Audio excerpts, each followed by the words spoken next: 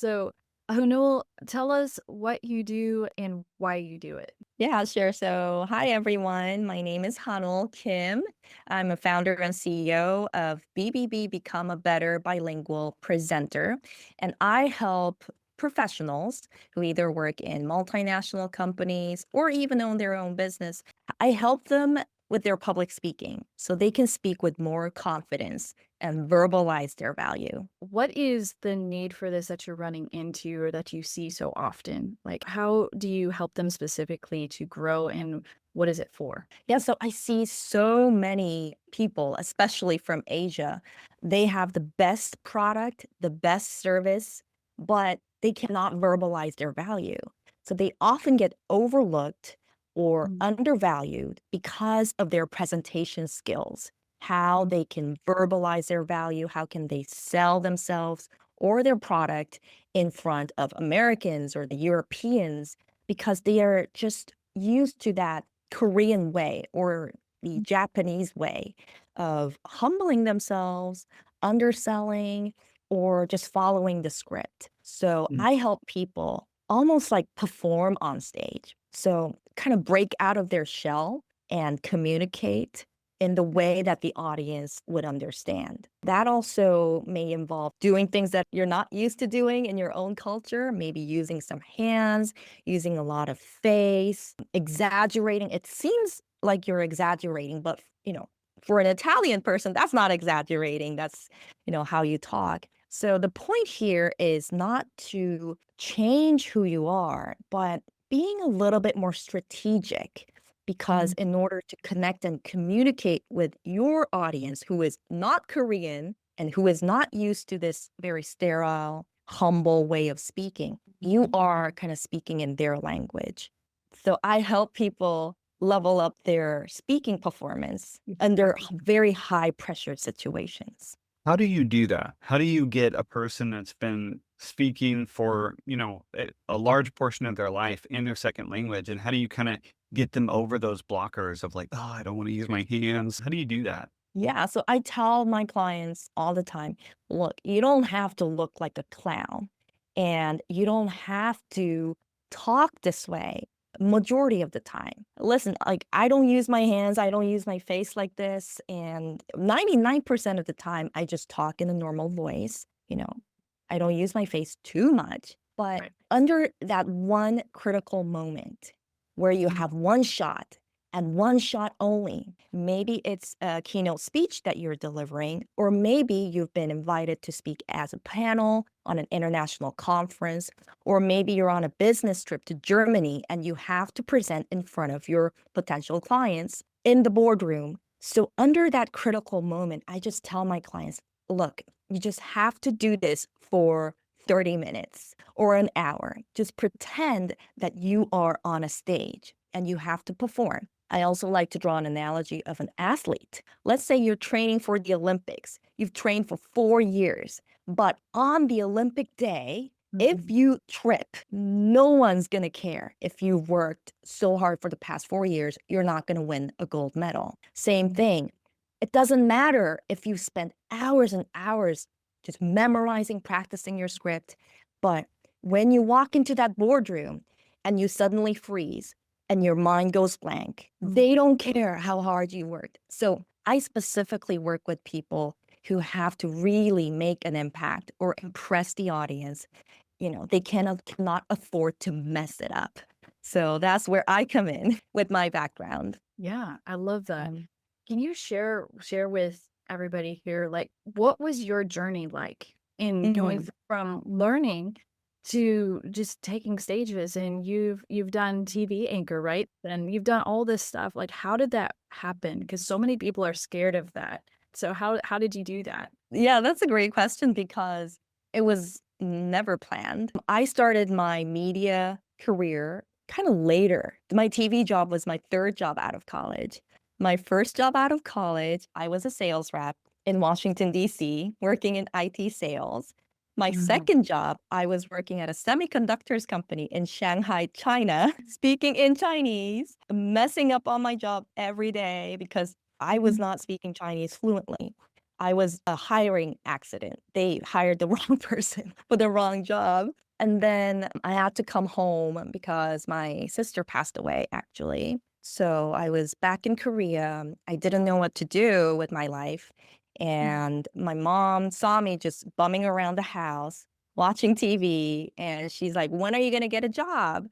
mm, And she's like, "If you love watching TV so much, why don't you work at a TV station?" And I said, "Okay, why didn't I think of that?" But how do I work at a TV station? I have zero connection, zero job experience, no background. How do I start? Well, the great thing about Korea is there's a private academy for everything. We call them hagwons. So what I did was I found Korean TV Announcer Academy. So in Korea, we call TV anchors announcers.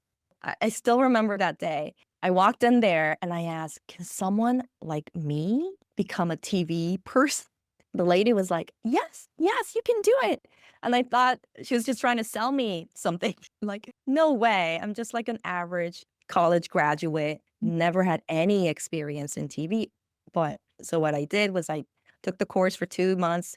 And then what? And they were like, "Okay, now you have to go to auditions." So I was going through all these auditions to become a TV anchor. And like the three big major broadcasting companies, they hold like biannual auditions, mhm, like thousands of girls lining up, you read the script. But I failed one after the other.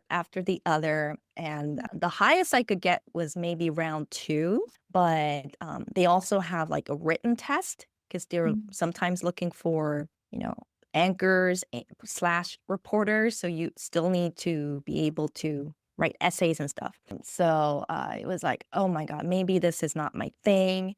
And I told myself, okay, I'm going to give myself 1 year of trying this out. And if I don't make it, I'll just go back to an office job. That's what I told myself. And one day I saw a job opening looking for radio announcers at an English broadcasting station in Korea called Arirang Radio. So I thought, okay, this is my last shot. If I don't make it through this audition, I'm just going to throw in the towel, call it quits. So I walk into the audition. I really poured everything that I had. And I passed round one, round two, round three, up to round four. And I made it. I became a radio announcer. The funny story. So they put you through shifts, 3 shifts.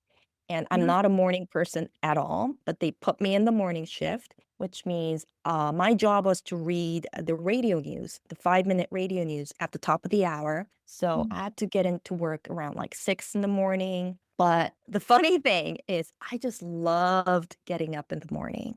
I just could not wait and to go into the radio booth. mm, And I just found my thing. I found my sweet spot. I was reading the news on the radio for 4 months. Then I saw a job opening looking for TV reporters in the same station. We're in the same building, but not radio. It was TV. So I'm like, yeah, I want to give this a shot. So I took the test and I passed the test and I became a broadcast journalist. So I was actually a news reporter for 3 years and I was anchoring the news. Yeah. And that's how my journey began. That is so cool. What a lovely journey. Some pitfalls in there, but it's so cool Yeah. how all kind of turned out to, like you said, I found my thing. I love that. and you kept going. Yeah, That's what's and you so kept pushing forward. yeah, That was so good. yeah. Yeah. Yeah. So was everything before, was that all in Korean before until you saw the English radio broadcaster? Yeah, all Radio? my auditions were in Korean when I was planning to become a news anchor. That time I thought, okay, I'm Korean and I want to be like the number one Korean news personality. And that was my goal. The thing is, I spent 18 years living abroad. I was Mm, born in South Korea, but I left Korea when I was 5. I moved to Malaysia, and that's when I first learned my English. And my English journey was not a linear one because I first learned my English from a British couple. So when I was a little kid, I had a British accent. And then I moved back to Korea. I was an ESL student until grade 12 until I graduated high school. So I live with that label, the Korean ESL girl. And it really kind of haunted me. Not haunted, but yeah, I must say I was going through imposter syndrome because I always thought, okay, what if I make a mistake? What if Mhm. people find out that, look, Hano says she's all good, but she made a grammar mistake or she didn't use the plurals or something like that. I do make grammar mistakes. I do make pronunciation mistakes. But what I've learned through the years is that it's not about the accuracy because Mm. English is not math, Mhm. it's about communication.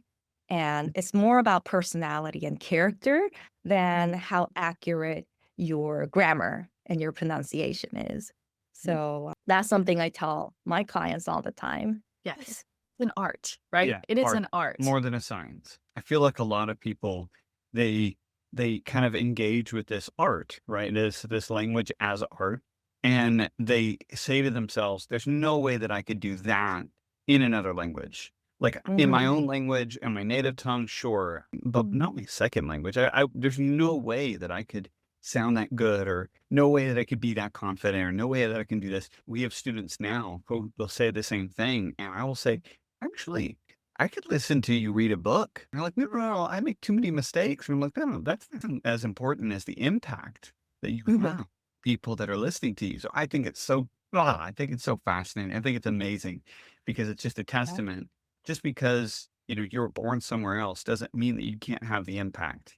And it's just a Yeah. testimony that, yeah, you can use your voice, you can find your thing, you can get good at your thing. And it Mhm. doesn't matter where you're from, if you're good at it, people will still be impacted by it. That's so cool. Yeah, and when I was delivering the news, the stakes are very high because you cannot afford to make any mistakes on the news. Imagine you're saying, 300 people died in an accident, but actually it was actually 30 people. So it is so critical that you don't make any mistakes when you're delivering the news or Mm. even mispronouncing somebody's name, or you certainly don't want to have any grammar mistakes when you are reading the news. So I was exposed to that very high stakes, high pressured environment where I have to deliver in a language that is not my own, where the viewers are counting on me for reliable, credible source of information. But we're humans, so anchors do make mistakes too. But the point is, how do you recover from your mistake? So instead of looking all scared, like freezing up, what I do is if I read the news, the teleprompter, and I misread something, I just pause, recenter, and just keep going. I don't apologize. I don't look frozen. I just pause for 1 second and I just repeat that word. Like I self correct, and no one really notices. It's even worse to apologize, say, like, oh, I'm sorry, right? That's one thing you learn in the news. Like, don't say sorry and don't Mm. laugh. My personal flaw is when I get nervous, I start laughing. Mhm. And I got into so much trouble because I laughed on air and it Oh, was television news. I still feel like my blood is like rushing. And news is not funny, right? Like you can't laugh, right? But I remember my producer called me. He's like, hey, look, do you think this is funny? Is this funny to you? I'm like, no, I'm so sorry. I'm like, do you know what you just did? And I'm like, I'm so sorry. yeah. I'm like, and I just, so I've also learned how to like stop my funny bone. Like, even if I feel like the laughter is coming up, I can like put up a straight face in a split Yes. second. So delivering a keynote speech or pitch or presentation, it's actually better to put a lot of emotion into it. So after I stopped becoming a news anchor, it actually took me a while to be comfortable with showing my face or laughing or smiling. Well, you can't really smile on the news either. But what I've learned from my news anchor journey or just being in front of a live audience where you're being broadcasted live to millions of people over like 300 countries around the world. What I've learned from that experience is you really have to work on your mindset more than anything. And the camera, let me tell you, can really accurately pick out your tiniest emotions If Mm. you are feeling nervous or anxious, even if you're smiling, people can tell, right? So it's so important to work on your mindset first and foremost, more than anything. It's like Mm. a building, right? If you want to build a tall skyscraper, you got to dig down deep. Yes. Otherwise, the building will be shaky if there is like a storm or some sort of external circumstances. It's the same thing with public speaking. The bigger the stakes, the bigger the stage, you really need to work on your mindset. And mindset work is beneath the surface. People don't see. What they see is a talking person, with your script, your body language, but all of that is secondary or even tertiary. I think the very, very first thing you should be working on is your mindset. Oh, yeah. Imagine you're an Olympian stepping onto the arena and you have your entire country counting on you to win this race. Like, imagine that heavy burden that you have to carry. Same thing happens to people who work in big multinational companies.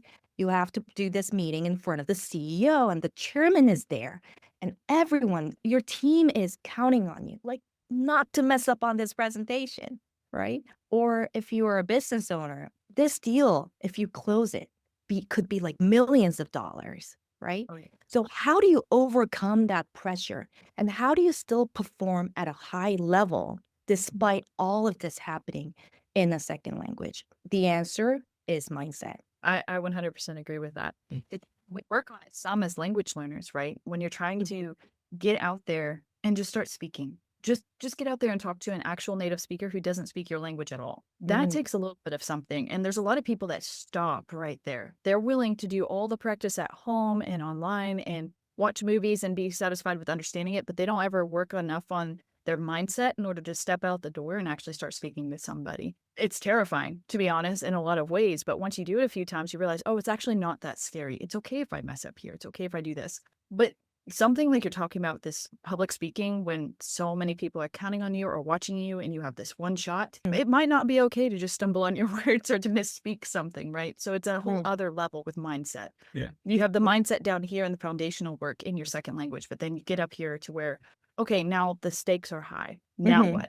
That is a Mm. whole different level with mindset.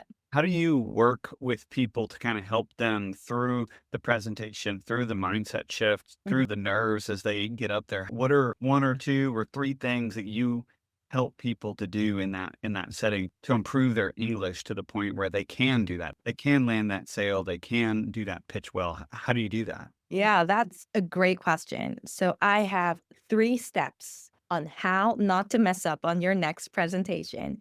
And the first step you should do is mindset work. And how do you do it? Journaling. This is my journal. I've been journaling for the past 20 years. Wow, well done. 2004, that is when I wrote my first journal. So I kept a journal in English and I journaled today too.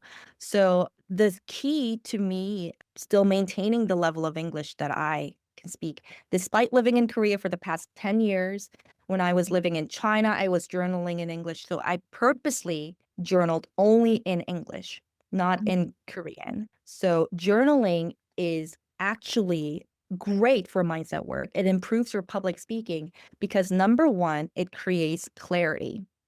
I have people who say, when I talk, I feel like I ramble on long sentences.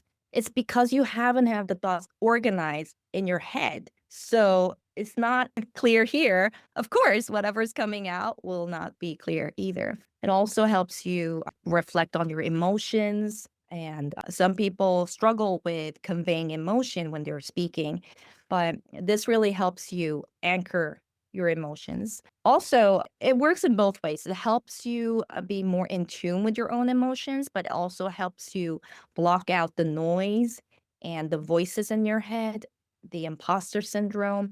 It actually helps you clarify those thoughts. So, step number one, start journaling.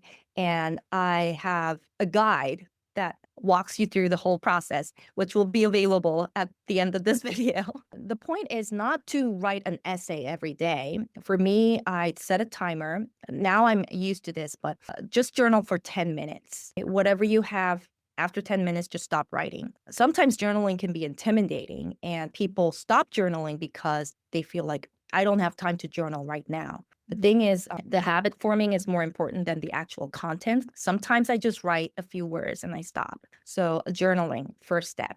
And step number two, record yourself on video speaking, right? And I think the way I improved so much in television was after my show went on air, I would watch myself over 100 times. I would watch my 10-minute clips like for 3 hours again and again and again and again. And at first, it's very cringy. Like, I don't even want to open it, but I had to because it's my job, right? And I have to do this tomorrow. I might as well just learn what I did wrong. So, step number two, record yourself speaking on video.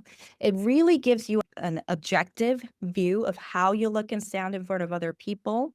And sometimes you feel like I've made a terrible mistake and I pause for 10 seconds. But in actuality, when you replay the video, you only pause for like 0.5 seconds and it doesn't look that bad. So it gives you an objective view of how you look and how you sound.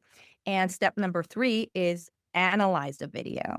How do you analyze the video? Is you do it 3 times. So I've simplified the process. You watch it 3 times. First time without the sound, with sound off. And I just want you to look at your visuals. Look at your hair. Look at your face. Look at your eyes. Some people like blink their eyes too much or their gaze is really like shifting. Are you using your hands? Just study the visual appearance of how do you look when you speak. Because believe me, communication begins before you even open your mouth. Yes.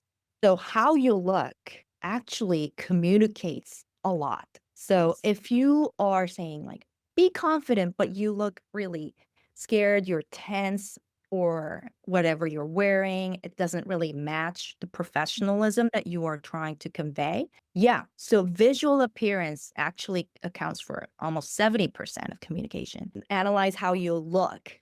And point number two is you want to analyze how you sound, Mm. right? Is your voice too weak or is it too soft? Is it too airy that you have a lot of air in your voice? So the sound dissipates. So it's not really edgy. It's not very commanding. So just study the way you sound. Do you sound very monotone, like a robot? You don't have any high or low pitches. Do you sound flat? So point number two, study the way you sound. And point number three is now I want you to listen to the words and write down the words that you wish you didn't say. So these are the ums or the ahs, or it could be words like, or so. So I say so a lot. So those are the 3 points to look for when you are analyzing your own video. So follow those 3 steps. Step number one, start journaling every day in English for 10 minutes to help with your mindset. And step number two, record yourself on video. And step number three, analyze your video. And I have more details in the PDF guide, which will be available for everyone watching this video. Yes, I love that. I love what you just said there because they're all so uncomfortable, right? It's so uncomfortable, but you're right in that the growth that happens from that is massive. So Yeah. many communication mistakes. I won't say grammar mistakes because we've already established that's not as crucial, especially at this level. Hmm. But the communication mistakes that come across, or I feel like I'm off putting, the only thing to get out of your own head is to actually look at what people are actually seeing and to put Yeah. down or what you're actually thinking, and just to be able to have proof to talk to those voices in your head. That's a whole game in itself. Assumptions you have of yourself and what other people are thinking or seeing about you, but you could also just get the facts and actually analyze it yourself. And then if you say, well, I just confirmed that, yeah, I think I say way too many words and it annoys people. Well, now you have proof of that and you know how to change it. So difficult to encourage and push people to you do those things because they're painful at first. It is very painful. I cringe. Yes. Believe me, I cringe. Like, I hate my voice. I hate the way I look. But it's amazing how you view yourself and how others view yourself. The way I overcame this cringe was someone told me that, "Oh, you have a nice voice." I'm like, Mm. "Really?" This is another mini story. I also worked a little bit as a voice actor, a voiceover actor. And how this happened was was actually subbing in for someone. So I was working in the radio station, doing my thing, and the radio DJ comes over and is like, "Hey, what are you doing on Tuesday?" And I'm like, "Oh," it's like, "Can you sub in for me?" Like, she has a voiceover recording session that she cannot do. So I said, "Sure," because I was a newcomer. I'm just like trying to get my foot in the door. So I walk into the studio and I record like a 10-minute spot for this like narration about, Korean culture or whatever. And I walk out and the producer's like, "Hey, you have a nice voice. What are you doing next Tuesday?" And I'm like, "I can nothing." And like I come in. So I started recording these 5-minute spots, 10-minute spots, and I really enjoyed doing that. And then when I moved on to television, people would comment like, "I can immediately tell, Hanel, that it's you because you have a unique voice. If you have like a TV playing in the background, I don't know who the reporter is. And when you come on, like I can immediately tell it's you. There's something about your voice that's different." So someone who used to hate her own voice to love the voice, and I actually recorded textbooks, and I've recorded like a history, like a document where it's this video is going to be played in schools in San Francisco explaining like Korean history in English. So it's amazing when you step out of your comfort zone and you give people room to tell you how you're doing, you'll be surprised because you might be better than you actually think you are. Yeah, I think it's fascinating. So many people hate the sound of their own voices. I am one of Mhm. those people, and I edit all of our YouTube videos. So I say that I'm the person who watches our YouTube channel the most because you watch and you watch. But on that note, a lot of the people that we would think of just immediately as very good communicators, they're good communicators because they've had that practice of self-correction and self-evaluation that a lot of other people don't have the advantage of. So the people that Exactly. are like, why is this person a really good YouTuber? Why are they really good on Instagram? Why are they really good a speaker? Why how is that possible? And it's like, well, they probably took lots of notes and they watched themselves a lot. And it's so cringy. So cringy. And I grade wise I didn't fail, but confidence wise, I failed my public speaking class in high school. It was horrible. I was terrible. I never went up there. And then it was Oh, only until we went to China and we were teaching there. I was like, I have to be the guy now. And so shy all through my university time, and I'm gonna mhm. gonna use my hands. I'm not gonna use range of motion or speed or pitch. Didn't want to do it. And then when we went to China, it was like I had the responsibility.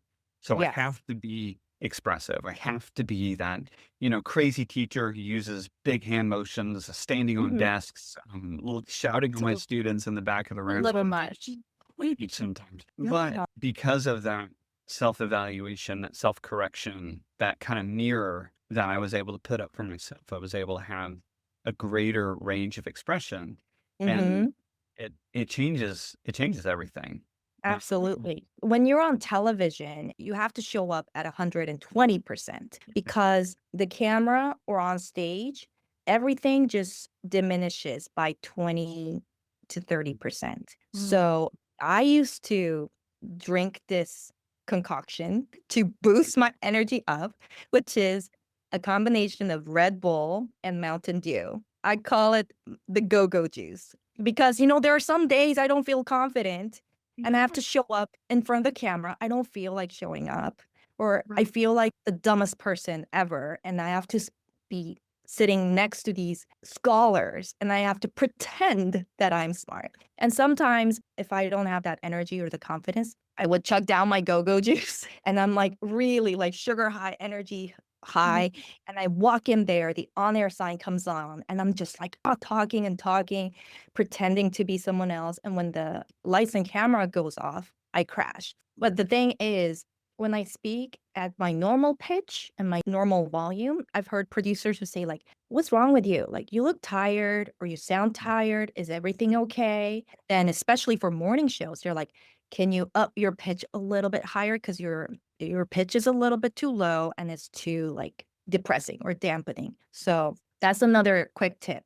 If you have to speak on stage in a boardroom, or if you're doing like a video, if you want to appear as 100, you got to give 120. I mean, Yeah. go from 3D to 2D, right? And Mhm. it makes sense. Like you have to up it up because when people look at you, they're looking on a screen.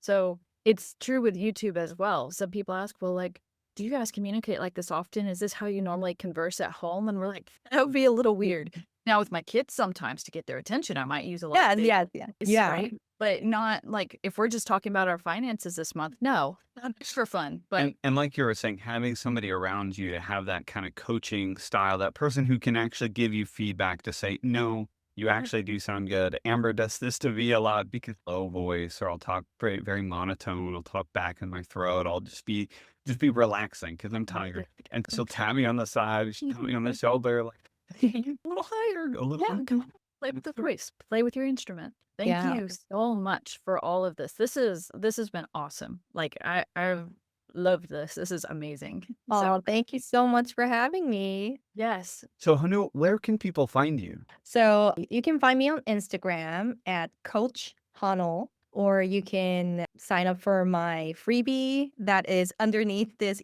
and I will be happy to communicate. I love sending people newsletters. So find me on Instagram. That's where I live and breathe, or you can check out my website. And I have online coaching programs for public speaking that I run. And I would love to see you join me there. absolutely, absolutely. And guys, seriously, if any of you are really pursuing this or this is what you need to take a step up in your career, definitely go see Hanal. She has got so much going on and you can see already how clearly she can communicate so well. I think this interview is going to have so little editing in terms of in terms of Little people say me. Thank you so much for having me here. And yeah, it's a real honor and pleasure to be part of this channel. And I hope more people get inspired and be encouraged. English is not a disability. This could be your asset, and your personality is bigger than your language, your English ability. So if I can do it, you can do it too. absolutely. 100%. Thank you so much, Hanu. Thank you.